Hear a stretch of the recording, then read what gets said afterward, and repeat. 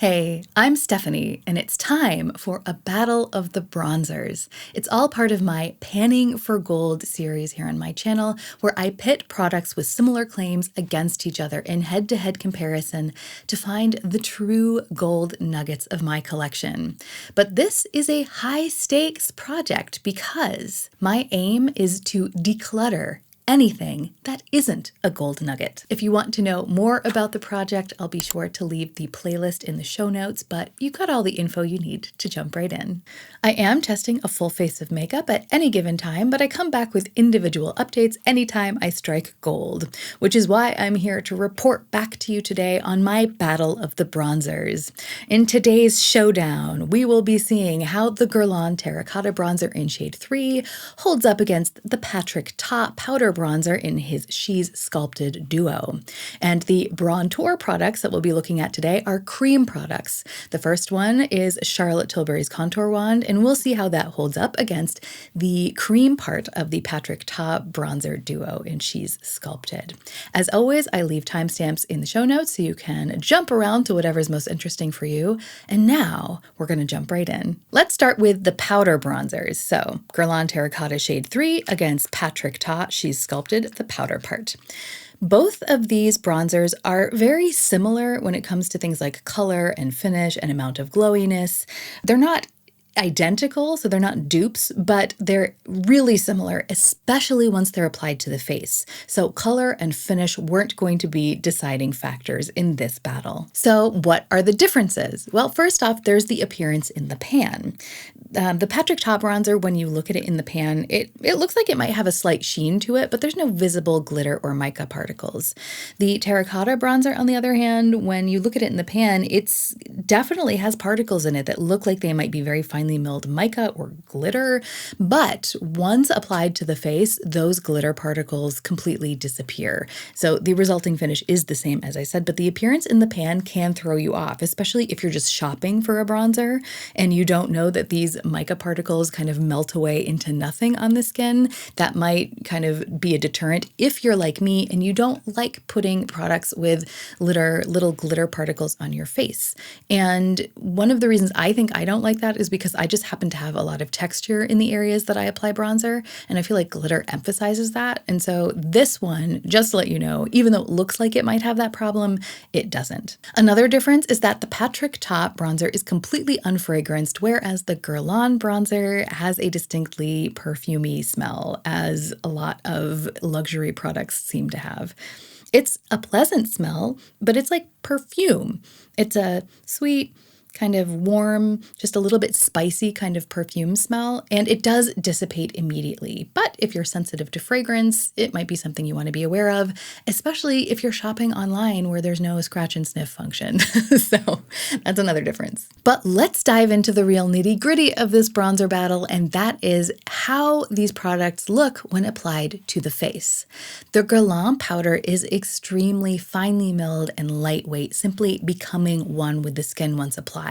And the way this looks to me is just as if I'm adding a veil of warmth. It's kind of a very elegant formulation that just looks gorgeous and sophisticated. The Patrick Ta bronzer, on the other hand, looks heavy in comparison. And part of that's probably because it's less pigmented, so I have to apply more product to get the same color impact. And the end result for me is that my skin looks just a little bit more makeup-y, it's a little bit heavier, and it emphasizes my pores and dry patches and texture just a little bit. When applied in direct comparison, one on one half of my face, one on the other half, the difference was fairly obvious. Not in color, not in finish, but in consistency, in the texture, and the way that it manifested on the skin. Wearing these bronzers side by side on my face at the same time gave me a clear result. If I ever want to wear a powder bronzer in this warm tone, the only one I am ever going to reach for is the one from Guerlain. So clear winner, gold nugget number 1. But as we can clearly see, the Patrick Ta product is a duo, and I've only talked about the powder so far. So what about the cream? Well, luckily, I also had something to compare to that. The Charlotte Tilbury Contour Wand in the shade Fair Medium. First, let's talk color. I was testing both of these items as bronzer products. In other words, something I can use to simplify my makeup routine when I'm either short on time or short on space in my makeup bag, and I want to both warm and shape my face at the same time all at once. And I found that the color of both of these products worked well for that on my skin tone. However, they worked best in different contexts. The Patrick Ta Creme in the She's Sculpted duo is the perfect nose contour for me for several reasons. Number one, the consistency and finish of this cream. It's relatively sheer, which means that it's hard to over apply it, so I can usually get just the right amount. Also, the stiffness of this product makes it very easy to define exactly where I want to place it, and it kind of stays put where I place it. But the color is also pretty ideal. It's warm enough so that it doesn't look like I'm putting a strip of dirt on my nose, but it's cool enough to also not really warm it up and look like I'm using just a pure bronzer.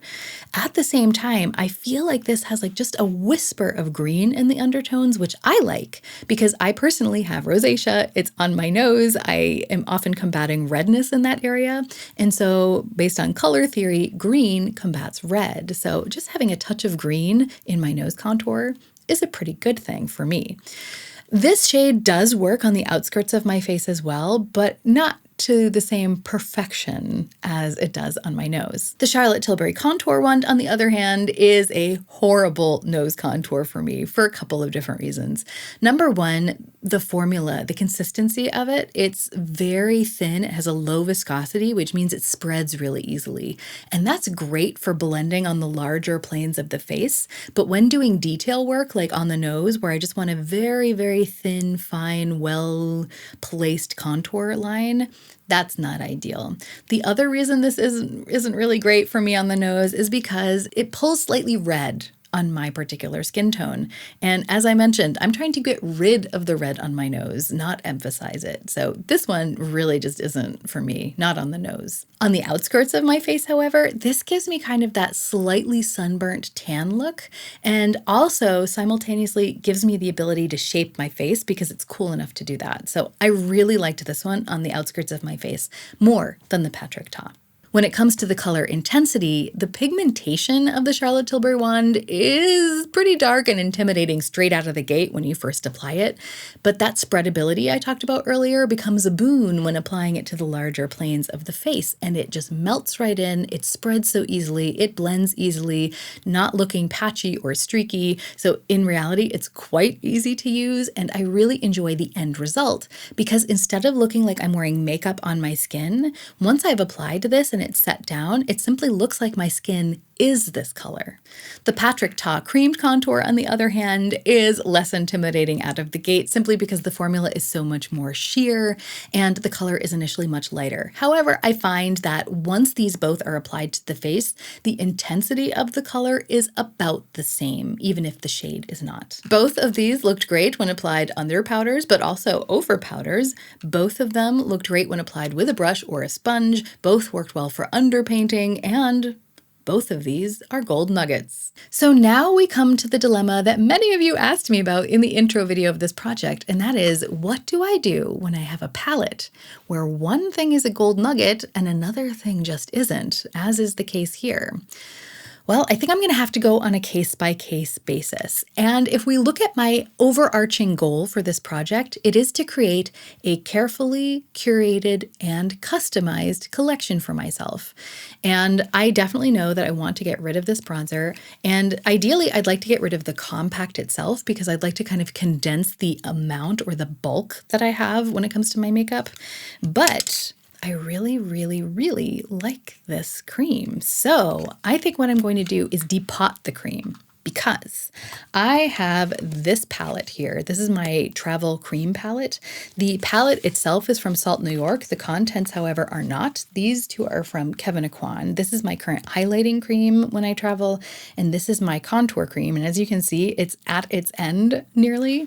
So I think what I'm going to do is depot the cream product from this and insert it in here. And then I will give away this compact with the powder bronzer. Because as I mentioned, I don't think that the powder bronzer is bad. It just doesn't measure up to this. And I'd rather just have the one compact. So That's how I'm going to solve this particular dilemma. So out of these 4 items that I were testing, there were just 3 items of packaging, and 1 of those items of packaging will be leaving my collection. So even though my goal is to get rid of half, ultimately, if I can, I'll be getting rid of 1/3 of the packaging that I have. And I think that that's actually pretty good because each one of these items serves a specific purpose. It does it really well, and it's something that I really enjoy using. So I think that is adding to the overall customized, curated nature of my collection. But I also have to say, this Charlotte Tilbury Contour Wand is not much longer for this world. It's getting harder and harder to get product out of this. And so I'm going to continue testing this as my cream bronzer product. And this time, in the next battle, I will be pitting it against this Dr. Hauschka translucent bronzing tint. So we'll see how these hold up against each other in the next update. When it comes to the next powder bronzers I'll be comparing, the Guerlain bronzer is the only really warm-toned powder bronzer that I have now, and I'm really happy with it. So I'm simply going to put this back in my kit and really enjoy using it, knowing that it was the best of what I had in this category. And when it comes to more neutral-leaning bronzers, I found some powder bronzers to compare. So I decided we would do a battle of the classics, meaning the Too Faced Chocolate Soleil bronzer will be going up against Benefit's Hoola.